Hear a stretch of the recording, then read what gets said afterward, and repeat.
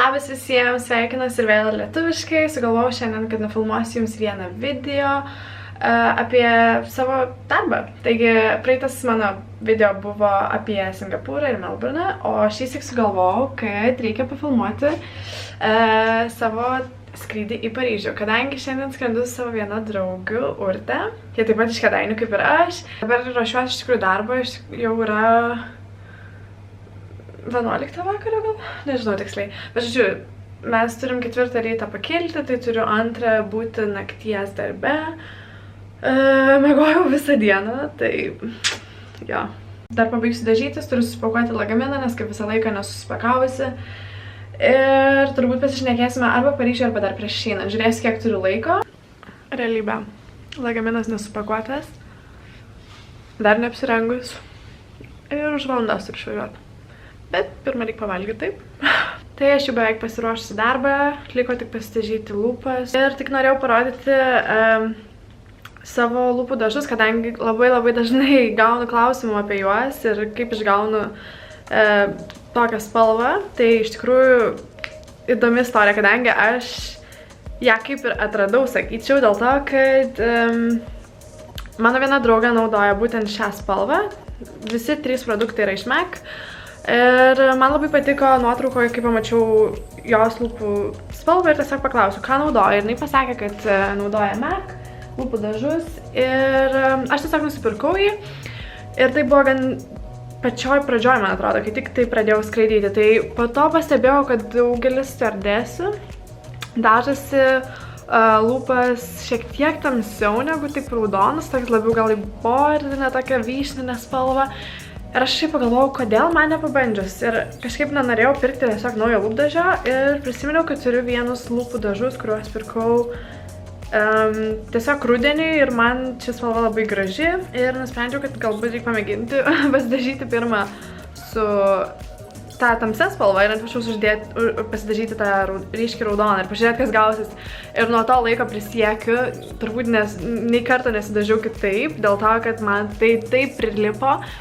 Ir iš tikrųjų sulaukiu labai daug komplimentų, netgi, pavyzdžiui, einant per oro uostą apsaugą manęs paklausė darbuotojas, netgi sako, wow, tau labai graži lūpų spalva, ką naudoji, ir tiesiog taip net keista iš tikrųjų, nes visiškai netikėtai atradau tokią spalvą ir nežinau, ar ant kameros atrodo taip pat kaip realybėj, turbūt šiek tiek tamsiau. Tai pirmiausia pieštuku spalva Morning Glory, ne, Morning Coffee, apsivedžioju lūpas.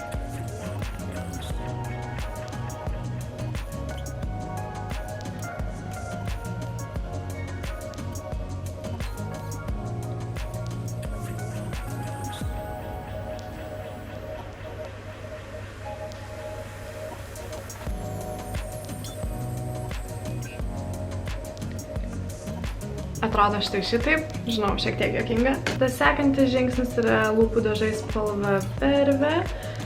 Tiesą sakant, jau nebedaug jo ir liko, bet užteks. Dar porai mėnesių spėju.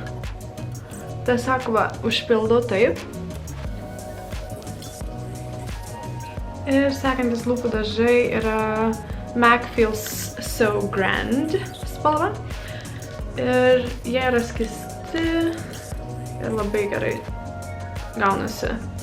Tiesiog sudrėkina lūpas ir kartu labai gražiai nudžiūna matiškai. Tai va, kai pradedu dažytis, atrodo štai šitaip. Tiesą sakant, labai suskilinėjusios lūpas dabar.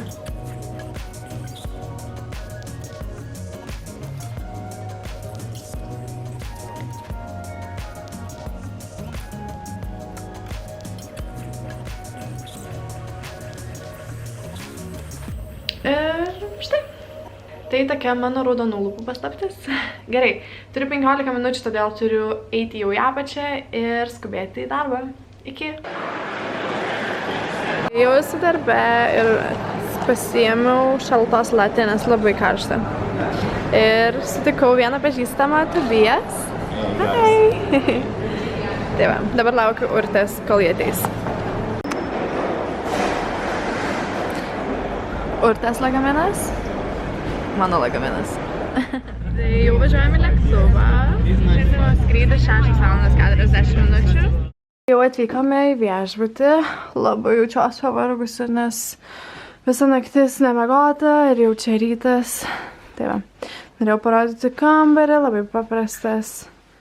Čia vonia. Nieko ypatingo. Dušas. Ir aš eisiu dabar prasnaus porą valandų. Mes esam iš tikrųjų apsistoję oro uoste, tai tikrai nematom jokio Eifelio ar kažko panašaus. Bet pamatysim jį šiandien po pietų. Tai gerai, einu miegot. Ką tik atsikėliau iš savo pietų miego, taip sakant. Pamiegojau valandą ar pusantros, net nepamenu, tai jaučiuosi turbūt labiau suirzus negu prieš tai, dėl to, kad kai truputį pamiegi, man yra turbūt sunkiau negu iš vis nepamiegot. Tai jo, nusimaudžiau, apsirengiau ir kaip pasiruošus miestą. Dabar jau yra beveik 2:30 čia, tai kol nuvažiuosime į miestą bus galbūt jau ir apie 4. Ir atrodo ganėtinai vėsu, tai va dėl to įsidėjau tokį kailinį, ne paltą, tiksliau kailinę liemenę. Nesenai pirkau iš tikrųjų Dubajų iš Berškos berods. Odinė striukė yra iš Zaros praeitų metų berods kolekcijos. Rankinė Donna Karan, kelnes iš Massimo Dutti, auliniai Balenciaga ir viskas. Žodžiu, tai va, visai patogiai apsirengiau ir tikiuosi nesušalsiu ir bus pats tas. Gerai, lekiam į Paryžių.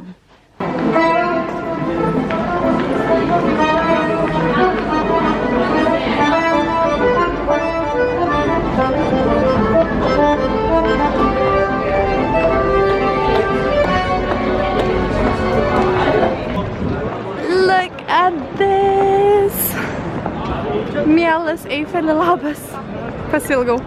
Labai tavęs pasilgau. Oi, labai daug žmonių šiandien. Biškai nepasisekė, bet visgi šeštadienis, tai nėra ko stebėtis. Nu tai žinoma, turi pradėti lyt. Kodėl?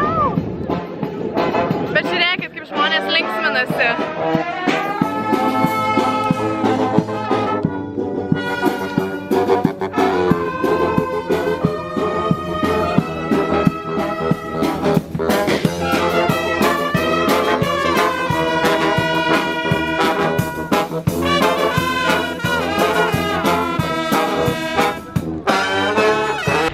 Viskas, prisifotografavom iki sotės ir dabar, kur mes einam, Urtėje? Kažkur važiuojam, nežinom, kur pačias. Tiesiog. Šiandien truputėlį susiderinom su Urte. Juoda ir bordinė.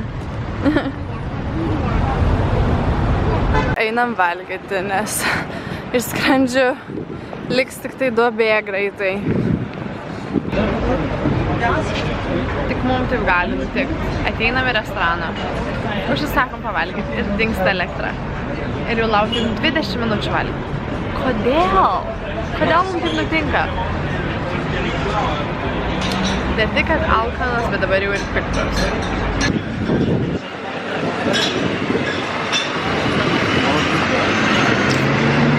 Tikiuosi lauksim valgyti, nes jeigu ne, tai aš einu jau 6:30 vakaro. Mes dar realiai nieko nevalgiam, bet to blynelio su nudėlu. Atėjom į kitą restoraną, nes nesulaukiam maisto, kadangi vis dar nebuvo elektros vienam restorane. Dabar užsisakėm svogūnų sriubos ir pasiėmėm vieną pizzą.